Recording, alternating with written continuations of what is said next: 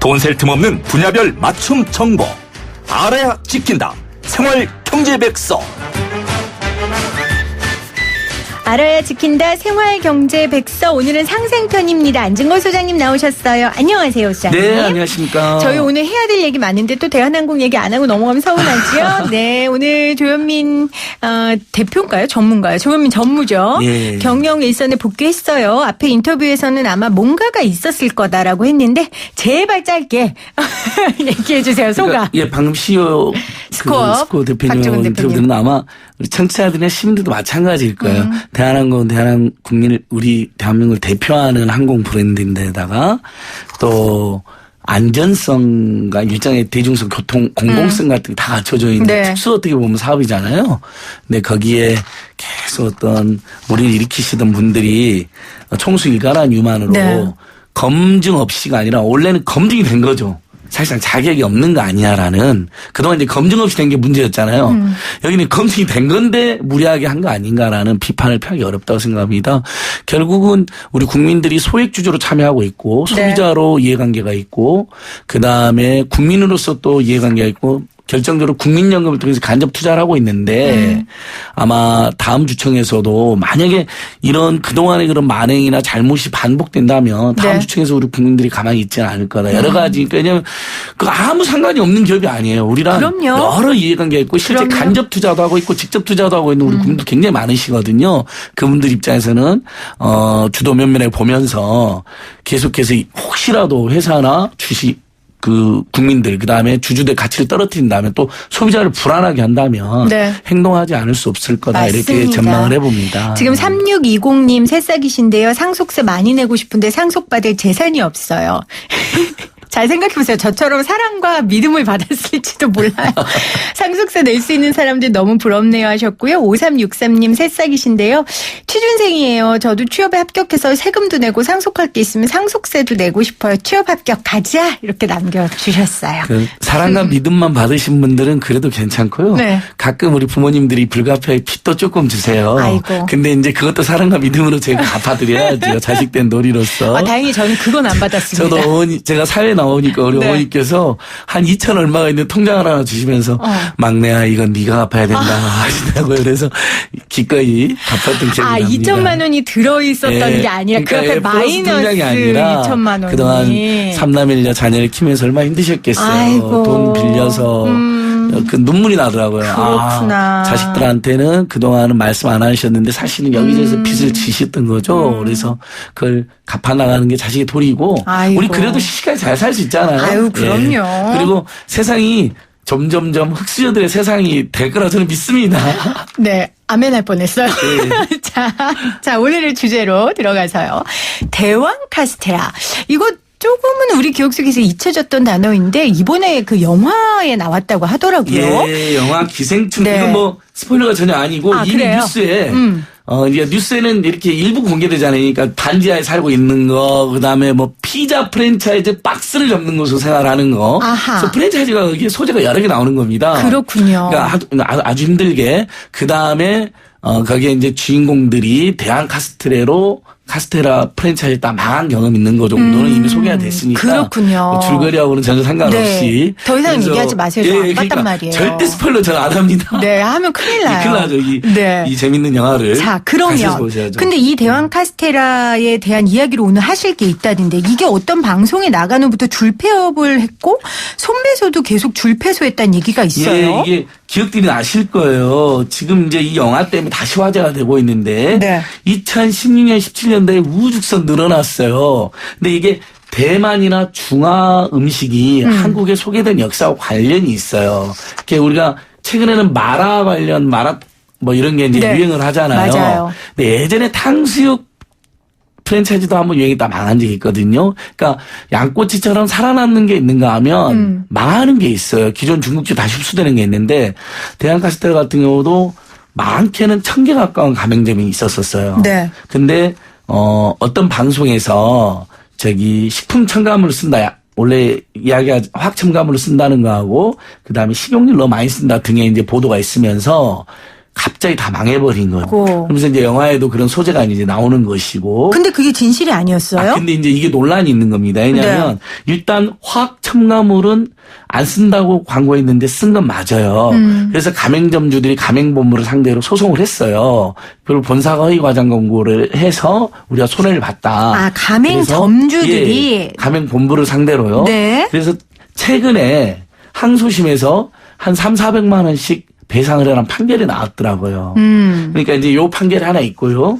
그다음에 또 가맹본부가 네. 매달 300만 원 이상은 보장해 준다고 약간의 허위 과장 광고를 한 거에 또 약속을 한 거예요. 그 부분에 대해서도 일부 배상해라고 판결이 나왔습니다. 네, 지금 말씀하시는 건 가맹점주가 가맹본부로부터 그렇죠. 네, 받은 예. 그 배상 배상이고. 요건을 말씀해 주신 거예요. 네, 그다음에 그리고요. 그 보도에서 일부는 맞지만 화천구물 같은 걸 한 거라. 근데 사실 카스테라 만들 때 안 할 수가 없다. 식용유 같은 걸 다 쓴답니다. 그러니까 전문가들이 나서서 다시 반박 또는 설명을 했어요. 근데 이미 한번 보도에 그렇죠. 아주 선정적으로 나가버린 바람에 그래서 사실 우리도 지금 방송국이지만 방송할 때 정말 조심해야 저도 돼요. 사실관계 하나하나 파악하면서 굉장히 맞아요. 긴장하거든요. 막 말을 이렇게 청산 뉴스 같이 해도 진짜 조심스럽고 어쩔 땐 떨리고. 그 우리 말 한마디로 특히 큰일 날 무언가를 수 있습니다. 비판할 때는 저도 사실관계를 몇 번 확인하고 와요. 대기업 비판할 때도요. 특히 자신 그럼요. 없으면 예를 들면 의혹이라든지 또는 이런 그런 스캔들이 일고 있다 정도로 처리하는데 이 보도에서는 조금 약간 더 확장. 직접적으로 안 좋은 걸 많이 쓴다는 식으로 나가버린 거예요. 그러면서 다 망해버렸기 때문에 이 대한카스테라 이제 가맹본부 여기서 이제 가맹본부는 보도에 대해서 방송국에 대해서 손해배상 청구 소송을 했는데 일부 뭐 과장된 부분이 있다더라도 단정적으로 보도한 건 아니다. 네. 그래서 여기는 가맹본부가 또 패소를 했더라고요. 그러면 지금 소장님이 말씀하시고 싶으신 건 어떤 거예요? 결국은 네. 프랜차이즈라는 게 어떤 유행이 일어나면 우리 서민들이 어쩔 수 없이 먹고 살 게 없으니까 또는 아직 일자리가 많지가 않으니까 프랜차이즈로 뛰어드는데 그러다가 쉽게 망하는 대표적인 사례가 대왕 카스테라였다는 것이고 그다음에 이런 어떤 언론의 어떤 조금은 과장된 보도가 그 가맹본부만 타격을 입히는 게 아니라 가맹점주들까지도 망하게 할 수 있기 때문에 신중할 필요성이 있다는 교훈도 남긴 보도였다고 생각을 하고요. 세 번째 그다음에 설령 그 두 개가 없었다 하더라도 어떤 항목이 일시적으로 뜬다고 해서 쉽게 뛰어들 일이 아니라는 거예요. 전문가들의 분석은 뭐냐면 설령 그 언론 보도가 없었다 하더라도 탕수육 프랜차이즈가 우죽순 들어섰다가 그 사례가 있었는데 망한 것처럼 이 카스테라라는 업종만으로는 프랜차이즈를 길게 가기 어려웠을 거라는 분석이 많습니다. 그러니까 유행에 따라서 프랜차이저를 하려고 하지 말고 쉽게 뛰어들었다가는 잘못하면 아까 말한 것처럼 본전도 못 건지고 망하는 경우가 많다. 그렇죠. 최근에 그래서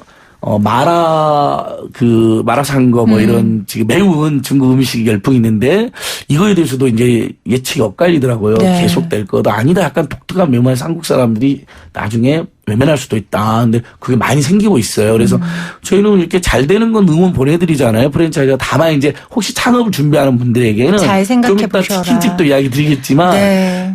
길게 안 갈 수도 있으니까 면밀하게 신중히 생각해 봐야 된다는 의견 드렸을 것 같아요. 실제로 그렇게 이름도 없이 사라진 프랜차이즈들이 꽤 있다, 업종이. 그러니까 이 사건 하나 가지고 굉장히 많은 느낀 점을 뽑아낼 수 있네요. 그래서 네. 영화 기생충에서도 이걸 소재로 쓴 것 같은데. 맞습니다. 그러니까 현대의 많은 서민들이 프랜차이즈에 뛰어들었다가 쉽게 망하는 그런 그럼요. 구조를 비판했던 것 같아요. 그리고 예. 가맹점주도 망하면 안 되지만 가맹본부도 망하면 안 되죠. 그렇죠? 그래서 또 처음엔 다 중소기업이고 아, 그럼요. 스타트업들인데 그리고 가급적이면 성공하길 바라야죠. 가맹본부에 관련된 직원들도 굉장히 많고 본부가 또 잘 돼야 우리 가맹점주님들도 잘 되시는 거니까요. 근데 맞습니다. 지금 자영업 뭐 프랜차이즈 얘기하셨는데 치킨집 이야기를 안 할 수가 없어요. 대표적인 프랜차이즈잖아요. 예, 그렇습니다. 뭐 극한 직업 이후에 치킨집이 더 늘어났다 그러던데요. 더 늘어났죠. 네. 왕갈비 통닭 유행하면서.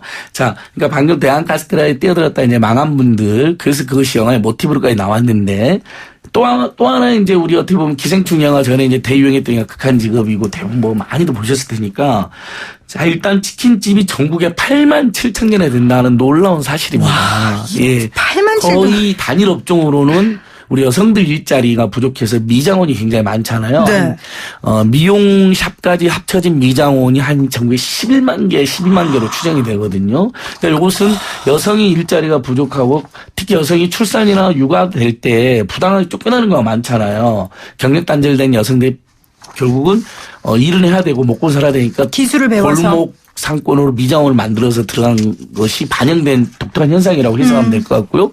그 다음에가 역시 이제 이것은 여성 남성 할 것 없이 뭐 40대 4호정 40대 45살이 정년이다 뭐 이런 이야기 있잖아요. 명예퇴직 희망퇴직 많이 강요하고 그러면서 치킨집으로 뛰어들다 보니까 공공부문 일자리나 민간기업 일자리 늘어나지 민간기업 고용을 별로 안 하고 공공부문 일자리 일부 흡수를 하지만 다 흡수가 안 되니까 무려 8만 7천 개 됐는데 여기서 굉장히 중요한 게 일단 그중에서 매년 전국에서 6,200곳이 생긴다는 거예요.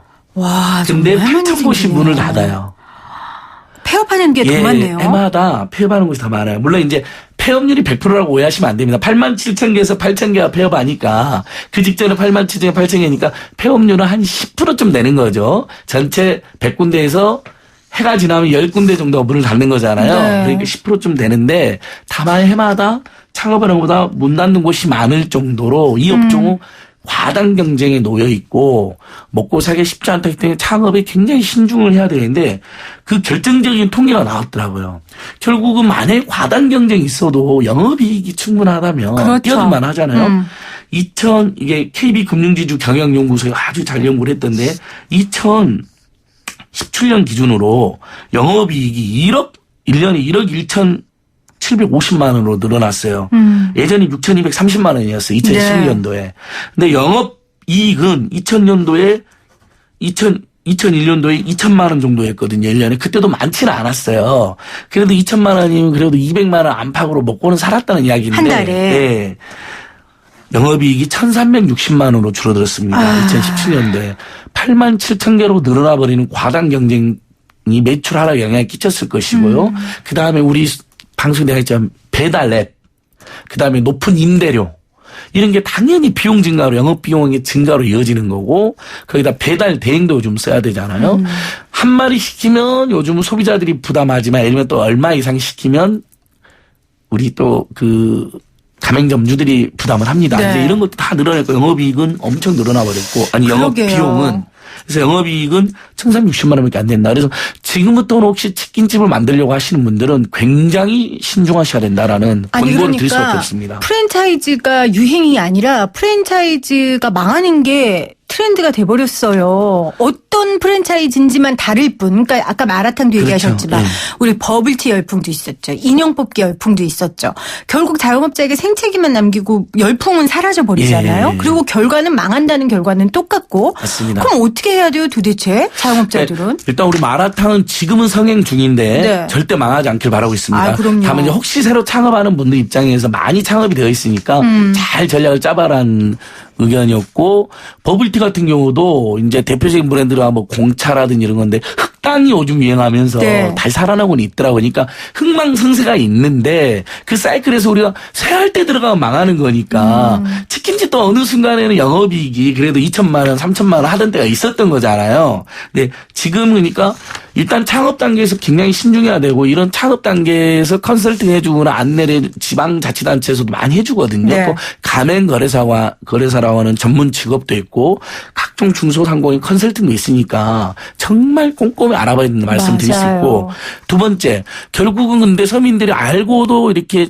뛰어들었는데 과당 경쟁이 제일 문제가 됩니다. 이게 중소기업 중앙회나 중소기업 벤처부에서도 조사를 해보면 중소상공인이 제일 힘든 게 일부 언론 보도에서 말한 최저임금 인상이라고 꼽고 있지 않고 이분들이 여론조사를 해보면 1등이 소비심리 위축에 따른 판매 부진이고요. 네. 영업비용 상승이고 과당 경쟁 1, 2, 3등을 다 뽑힙니다. 그러니까 진입장벽을 어렵게 해야 되는데 결국은 프랜차이즈들이 동일 업종이든 다른 브랜드든 옆집에 계속 생기는 구조로 되어 있지 않습니까? 대표적으로 편의점이 그렇고 치킨집이 그런 거거든요. 그러니까 그건 제도화가 이것은 필요하겠네요. 거리 제한을 일정하게 거리 제한 두는 제도가. 게 가장 합리적입니다. 네. 브랜드 간 또 브랜드 내에서 그래서 공정거래가 법을 만들던 아니면 대타협을 유도를 하던 안 그러고는 지금 치킨집 하는 분들끼리 상호 출혈 경쟁하다가 다 망하게 생겼어요. 지금 그러게요. 영업이익이 1,360만 원이라는 것은 100만 원 겨우 넘으니까 최저임금이 안 된다는 이야기입니다.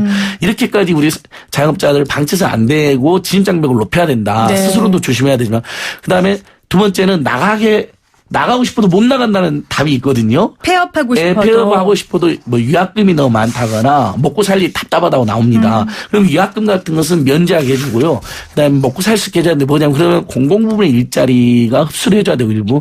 그다음에 지금 한국형 실업급여가 이제 나오는데 네. 이제 우리 김혜민 앵커는 제가 예전에 그 직장 다닐 때 우리는 실업당하면 실업급여가 나오잖아요. 그래도 100만 원 안팎씩. 근데 자영업자나 미취업 상태의 청년이나 프리랜서들은 실업급여 하나도 안 나오는데 네.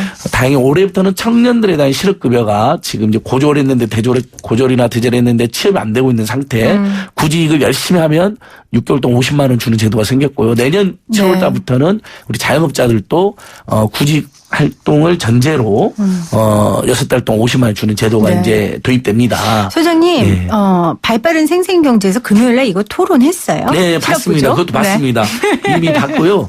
다만 이제 그래서 그게 이제 그때는 요 지금도 일부 나오긴 했던데. 그러니까 영세 자영업자의 포커스에 그렇죠. 맞춰서 저는 자영업자들이 나갈 수 있게 맞아요. 위약금 면제라든지 또는 그래도 한 달에 얼마씩 받고 내가 구직해서 다른 데 취직한다는 것으로 연결이 돼야 된다는 거죠. 맞습니다. 그럼 과당 경쟁 완화가 돼서 자영업자들도 숨통이 좀 더 트일 것이다. 오늘 이제 여러 가지 제도들 필요한 제도도 말씀해 주셨는데 사실 우리가 오랜 시간 동안 으라차차 통해서 굉장히 심도 있게 다뤘었던 내용들입니다. 저희가 또 시간 갖고 찬찬히 알아보도록 하겠습니다. 예. 네, 오늘 안지골 소장님 오늘 함께해 주셔서 고맙습니다. 예, 고맙습니다.